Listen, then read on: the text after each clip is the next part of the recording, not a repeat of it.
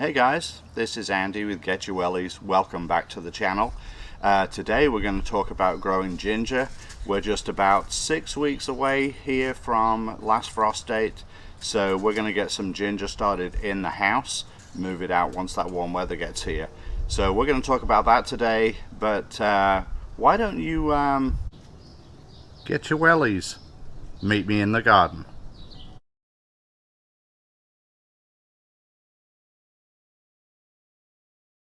So first of all, let's talk soil that we're going to need for this. This is a good potting mix, nice and loose and fluffy. I did add about, this is about 2.5 gallons of the potting mix, but I added probably a solo cup, 16 ounces or so of extra perlite in there, just for good measure. We want this soil to hold moisture, but we also want it to drain well. And next I have 3 of these pots, pretty small. They're about as wide as my hand is across. I guess they're like 6-8 inch pots, 8 inches probably. I got 3 of those. Now these are small, but as I said at the beginning, we're going to start these indoors, so this pot is a temporary home, but when I go to up pot this, I'm gonna literally take all of the contents out in one go and move it to a bigger pot once it's warm enough outside for these. And I'm probably looking for nighttime temperatures to be above 50 continuously before I move them out. By then, that's going to be a few weeks away, so by then we're going to probably have shoots up, and they'll be starting to get fairly big, but I think I can accommodate them in the house until then. But starting them off under grow lights, I'm going to use these kind of pots. Now the ginger that I'm using, I did buy at one of the big stores. Actually I bought this at Walmart. When I went to buy it, there's 2 different types of ginger you can buy. Actually, I'm saying different types, they may not be different types. However, one is listed as organic, the other one is not. Now the other one sold for $3.96 a pound. Pretty expensive that way. The organic was about the same price actually, but it's for 8 ounces, so it is more expensive this way.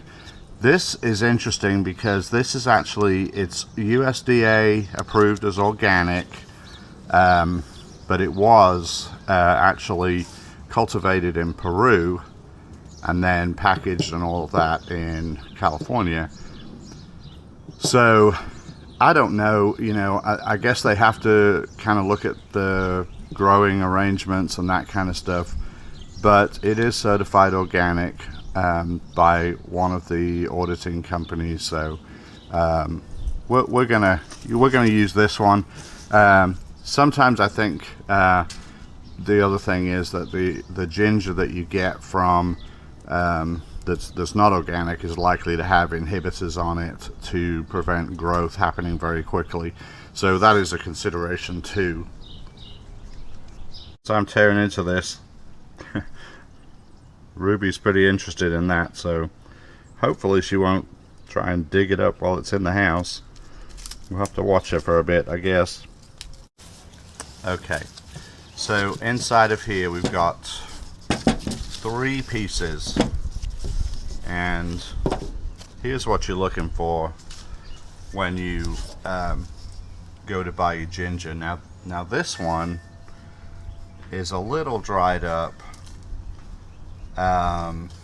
It does not really have just a whole bunch of, it really looks not that great. It doesn't really have a bunch of points on it where stuff could grow from. This looks suspicious here for being maybe a little bit maybe a little rotten, but this is going to go in one of these pots on its own, so I'm going to try it. These 2 are bigger. And when you're looking for ginger, you need to look for these little points here where you're starting to see nodes coming out, and the more of these you have, the better, because each one of these, as long as they come up, will be a shoot on your ginger plant. So that's pretty good. That's got several. This one, yeah, we got a few on here as well. So yeah, there's some right here.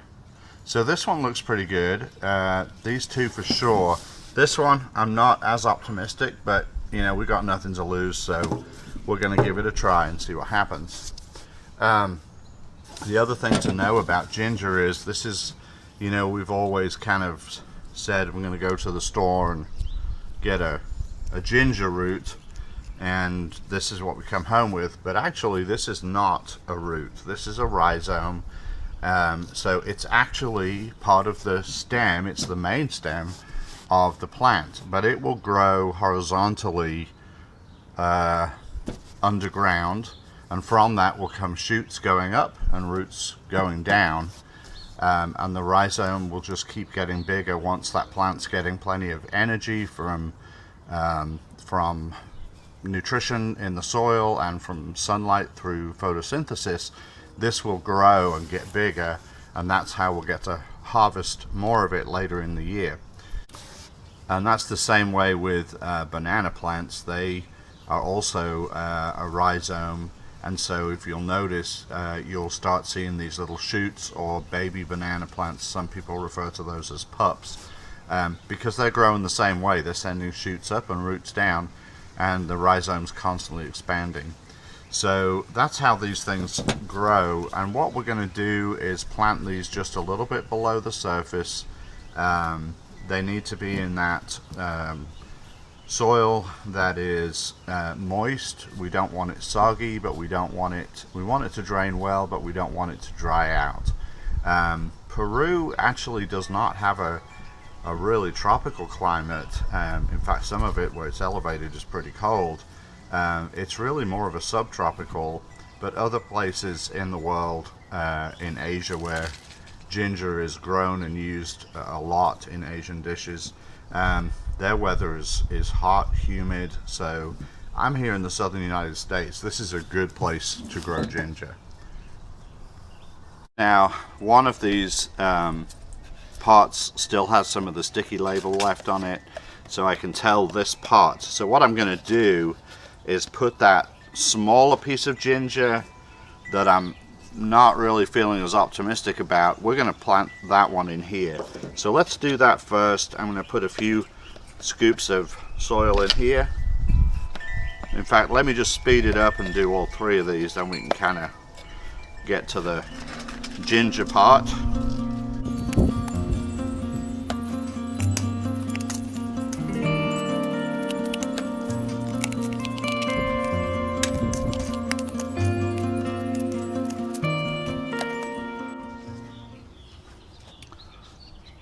Okay guys, so I'm going to put this ginger in. Again, I'm just really not super optimistic, but we're going to try it. So we're going to set that ginger in here. I'm pushing it down in just a little bit, and then I'm just going to cover just over the top, pretty lightly covered. It's not deep at all, but we can't see it. This is the one that's marked, so I'll know that's that little one that if this doesn't come up, it's okay. This is a big piece of ginger. As you can see, it pretty much fills that pot up, but that's okay. That is fine. Push it down a little bit, and then I'm actually gonna, let's cover that up some more. There we go. A little more optimistic about these next two pieces of ginger. This is going to smell good when it's growing too. And here's our last piece. This also had some good nodes on it. So, growth points, nodes. Let's cover that one up. There we have it. And hopefully we'll see something coming up here in just a matter of a week or two. Okay, there we have it. Alright, Now, once these have sprouted and that nighttime temperature gets warmer, preferably above 50, I think will be okay for these, then I will move them outside. When I do that, there'll be a little bit of plant shock, but I'm going to literally take the whole pot. It's not like I'm going to try and remove the rhizome. We're just going to up pot it like we would anything else. But I'm going to put that in a bigger container. Hopefully all three. We don't know about this little fella over here, but hopefully all three of those will get potted up. And we're looking at, you know, 4 or 5 months of growing out in nice warm temperatures with humidity, plenty of sunlight, and we should be able to harvest some of this rhizome later in the year. So you can either do that, harvest it and just keep it, store it over the winter time to use, grind it down into a powder and use it that way in your culinary dishes. I may try and overwinter one of these in the house, so I'll take it in before it gets cold, and just maybe try and grow it in the house over the winter. We'll see about that later, but anyway, so thanks for joining me today, guys. It's been great having you along. I hope you'll consider getting some ginger. $4, whichever way you want to do it. A little bit of potting soil, give it a try, might be fun. Thanks for joining me. If you liked the video, give me a thumbs up, subscribe to the channel if you haven't already, and take a look at some of the other videos we have.